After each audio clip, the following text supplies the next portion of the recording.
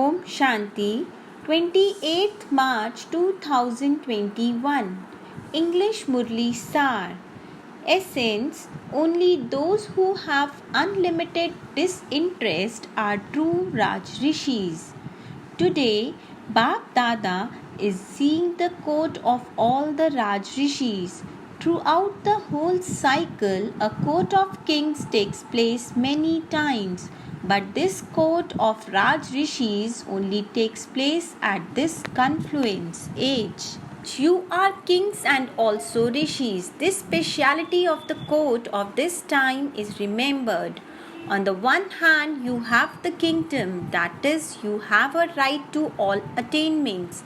And on the other hand, you are rishis, that is, you are those who have an attitude of unlimited disinterest. On the one hand, you have the intoxications of having a right to all attainments, and on the other hand you have the alaukic intoxications of having unlimited disinterest. To the extent you have elevated fortune, you have elevated reunification. There is a balance of the two. This is known as being a Raj Rishi. Baba was seeing the balance of such Raj Rishi children. One moment you have the intoxication of being one with that right, and the next you have the intoxications of having an attitude of disinterest. To what extent are you able to remain stable in this practice? That is, to what extent do you practice both stages equally? Baba was checking this. All the children are number-wise in their practice anyway. However, according to the time, you must continue to increase even more the practice of both these stages as much as you possibly can.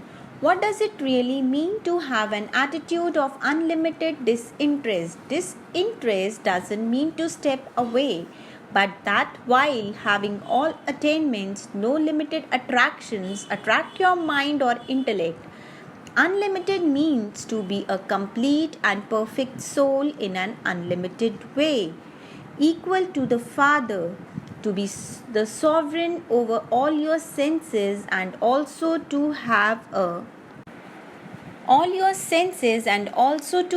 right over the subtle powers of your mind, intellect and sanskars.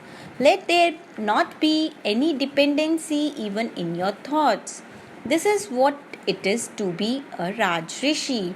That is, one with an attitude of unlimited disinterest, one who easily and constantly stays far away from all attractions, that is, from old bodies, the old world of bodies, from any grossness and from any physical possessions.